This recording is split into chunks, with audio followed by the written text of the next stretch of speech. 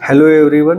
क्या आप जानते हैं कि आँखों की ऐसी कौन सी 5 बीमारियां होती हैं जो साइलेंटली कहा जाता है किलर होती हैं हमारे आँखों की रोशनी की। तो मैं बताने जा रहा हूँ। नंबर 1 पे आता है ग्लोकोमा। ग्लोकोमा नंबर 1 पे क्यों आता है? क्योंकि इस बीमारी में कोई सिम्टम नहीं होता और ये बड़ी डेंजरस होती है। इसमें क्या होता है कि कोई भी रोशनी है वो साइट लॉस हो जाती है। जैसे हम आपको देख रहे हैं तो ये हमारा दायरा होता है। मतलब मैं इधर भी देख सकता हूँ और इधर भी देख सकता हूँ, ऊपर और नीचे।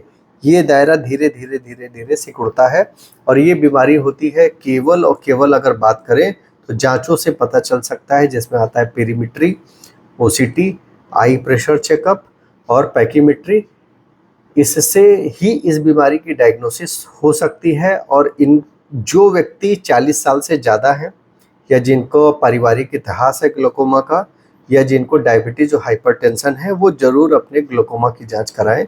इनको रिस्क ज़्यादा होता है। तो ये नंबर 1 पे आता है। नंबर 2 पे होता है डायबिटिक रेटिनोपैथी।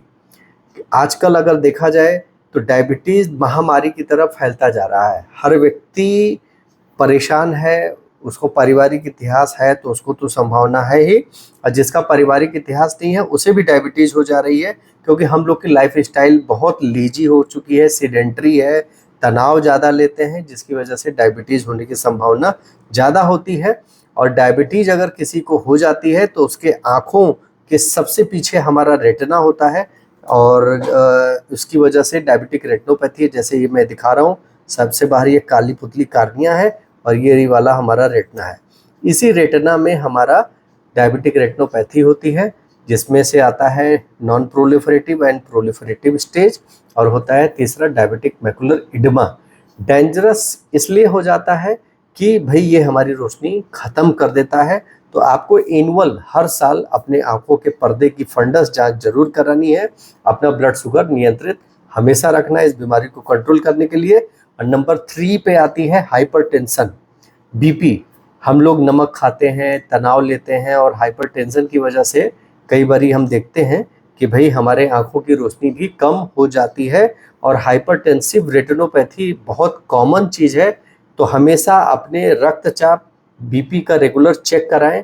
और ये बहुत ज़रूरी होता है क्योंकि कई बारी होता है कि हमारे ऑप्टिक नर्व में अगर हाइपरटेंशन की वजह से सूजन आ जाती है या हमारा जो आँख का रेटिना है वहाँ ब्लीडिंग हो जाती है, तो इससे दिखाई देना आपको कम हो सकता है।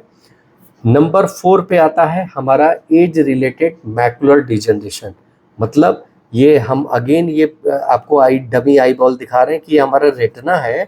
ये उम्र के साथ जैसे जैसे हमारी उम्र बढ़ती जाती है वैसे वैसे हमारा मैकुला कमज़ोर हो जाता है। और इसमें जैसे हम देख रहे हैं तो हमारा सेंटर पार्ट ही ब्लर हो जाएगा, क्योंकि मैकुला जो होता है सेंटर विजन के लिए होता है। तो मैकुला हमारा इन्वॉल्व होने की वजह से सेंट्रल विजन डैमेज हो जाता है। रिस्क, जो व्यक्ति 50 साल से ऊपर के हैं, स्मोकिंग करते हैं या किसी का पारिवारिक इतिहास है, ऐसे लोगों को रिस्क ज़्यादा होता है।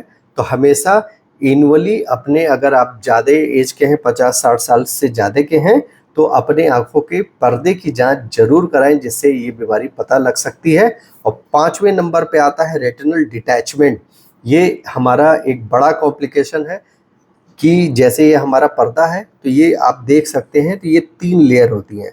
तो सबसे अंदर वाली लेयर को रेटिना कहते हैं और यही अगर उखड़ जाए तो इसको कहते हैं रेटिनल डिटैचमेंट। पता कैसे चलता है? जैसे कर्टेन इफेक्ट, जैसे मैं आपको देख रहा हूँ तो अचानक से लगेगा कि ऊपर वाली रोशनी यहाँ से ऊपर वाली नहीं दिखाई दे रही है, कि धीरे धीरे पर्दा खसकता जा रहा है। या आपको जैसे फ्लैशेज हैं, जैसे कोई बिजली कड़क रही है या कोई फ्लोटर्स जैसे कुछ सामने आँख के आगे आ गया है, तो इस वजह से ये होता है। और ये रिस्क जिसको हाई माइपिया है या कभी चोट लगी है या किसी कोई सर्जरी हुई है, तो ये समझ लीजिए बहुत ज़रूरी है। इसका इलाज केवल सर्जरी होती है। सर्जिकल इंटरवेंशन से ही रेटिनल डिटैचमेंट को ठीक कर सकते हैं। तो मैंने आज बताया ये हैं 5 बीमारियां आँखों की जो आपके रोशनी को परमानेंट अंधा कर सकती हैं। तो आप सजग रहें, जागरूक रहें। धन्यवाद।